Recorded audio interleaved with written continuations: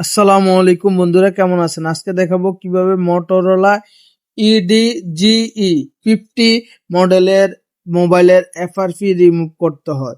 আশা করি আমাদের সম্পূর্ণ ভিডিওটি দেখলে তা শিখতে পারবেন যারা টেকনিশিয়ান আছেন এবং যারা ইউজার আছেন তাদের আমাদের যে কাজের কন্ডিশনের উপর আইডিয়া হবে। তো আমাদের সম্পূর্ণ ভিডিওটি দেখুন। তো দেখা যাচ্ছে যে আমাদের এই ওয়াইফাই এখানে স্কেপ যে অপশনটা এটা আসে নাই। তো ওটা মূলত FRP-র জন্য হয়। অনেক ক্ষেত্রে অনেক টেকনিশিয়ান ভাই আছেন সিকিউর ড্রিল করেন, ওই ক্ষেত্রে এটা একটু কম রিস্ক হয়ে যায়। আর যারা ইএমএমসি তুলে কাজ করে অনেক ক্ষেত্রে রিস্ক হয়। তো আল্লাহর রহমতে আমাদের হ্যান্ড স্কিল ভালো থাকার কারণে আমাদের রিস্ক নেওয়ার প্রয়োজন হয় না। যাদের FRP আছে যে কোনো মডেলে তারা আমাদের সাথে যোগাযোগ করতে পারেন আমাদের স্ক্রিনে দেওয়া নাম্বারে। তো আমরা আমাদের যে ইএমএমসি আছে হটগানের সাহায্যে আমরা এখন রিমুভ করতেছি। আর এটার যে মাথাটা আছে বাঁকা, যারা মাইক্রোস্কোপ ইউজ করেন তারা অবশ্যই বাঁকা একটা নজল নিবেন কাজের সুবিধার্থে। অবশ্যই এই আমরা ভিডিও করার সুবিধার্থে এটা একটু এক সাইডে নিয়ে আসলাম। তো আমরা আমাদের প্রোগ্রামারে কানেক্ট করব। এটা যেই আইসি ক্লিন আছে সকল করার পরবর্তীতে আমরা আমাদের X64 বক্সে কানেক্ট করব। তো কানেক্ট করার পর আগে একটু কিছু সেটিংস আছে এগুলো আমরা করে নিলাম, নিয়ে কানেক্টে দিলাম। তো আমাদের আইসিটি পেয়ে গেল এবং লোডিং নেওয়া শুরু করলো এবং আমাদের যে FRP-টা আছে এটা অ্যাক্টিভ দেখাচ্ছে। এই যে এখানে FRP লক অ্যাক্টিভ।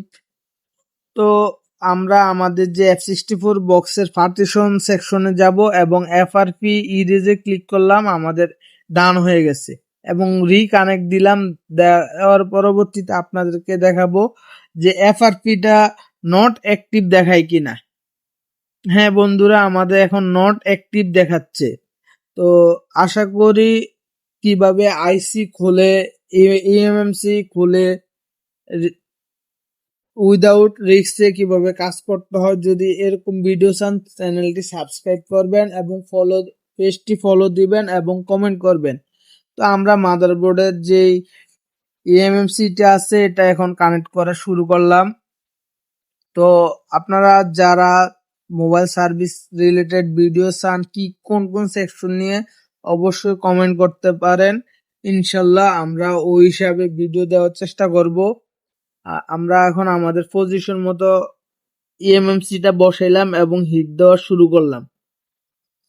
তো আমাদের এই হিট দেওয়ার পরবর্তীতে একটু টোকা দেওয়ার প্রয়োজন হয়, ওটা আমরা শেষ পর্যায়ে দিব। তো দেখা যায় যে আমাদের যে আইসির কার্যক্রমটা এখনো কমপ্লিট হয় নাই, তাই আমরা আবারও হিট দেওয়া শুরু করলাম মাইক্রোস্কোপের মাধ্যমে। তো আমরা হালকা একটু টোকা দেওয়ার প্রয়োজন আছে, তাই আমরা এখন আইসিটা বসাইতেছি এবং টোকা দিয়ে দিব। তো বন্ধুরা, আমাদের ভিডিওটি কে কই থেকে দেখতেছেন, কোন এরিয়া থেকে অবশ্যই কমেন্ট করবেন। যাদের মোবাইল সমস্যা আছে তারা আমাদের সাথে যোগাযোগ করতে পারেন স্ক্রিনে দেওয়ার নাম্বারে। তো আমরা টোকা দেওয়া শেষ আলহামদুলিল্লাহ। এখন আমরা বডিতে বোর্ডটা ফিটিং করলাম, করার পরবর্তীতে এখন অন করলাম। করার পরে এখন আমাদের জাস্ট এ সেকেন্ড এই অপশনটি চলে আসছে। তো এখানে একটু লোডিং নিবে, অবশ্যই ধৈর্যের সহিত থাকতে হবে। তো স্কেপে দিলাম, দেওয়ার পরে স্কিপ অপশনে এবং সেট আপ অফলাইনে ক্লিক করে কন্টিনিউ দিলাম। অ্যাকসেপ্ট এন্ড কন্টিনিউ নেক্সট দিলাম এবং পিনটা স্কিপ দিয়ে দিলাম। সেম কন্ডিশন গুগল সার্ভিসে আইসা অ্যাকসেপ্টে দিলাম। তো দেওয়ার পরবর্তীতে আমাদের এই অপশনটা চলে আসছে। তো আমরা জিমেলে এটা আনটিক করে নিব, তারপরে নেক্সটে দিয়ে আমাদের কার্যক্রম ফিনিশ দেখাচ্ছে। তো আশা করি টেকনিশিয়ান ভাইয়েরা কিভাবে এই কাজটি করতে হয় বুঝতে পারছেন এবং শিখতে পারছেন। আর যারা ইউজার আছেন আমরা কিভাবে কাজ করি তা নিয়ে আমাদের সম্পর্কে একটা আইডিয়া হয়ে গেছে। তো দেখা হবে নতুন একটি ভিডিওতে। সে পর্যন্ত ভালো থাকবেন। আল্লাহ হাফেজ। যারা ইউজার আমাদের এখানে পাঠাতে পারেন।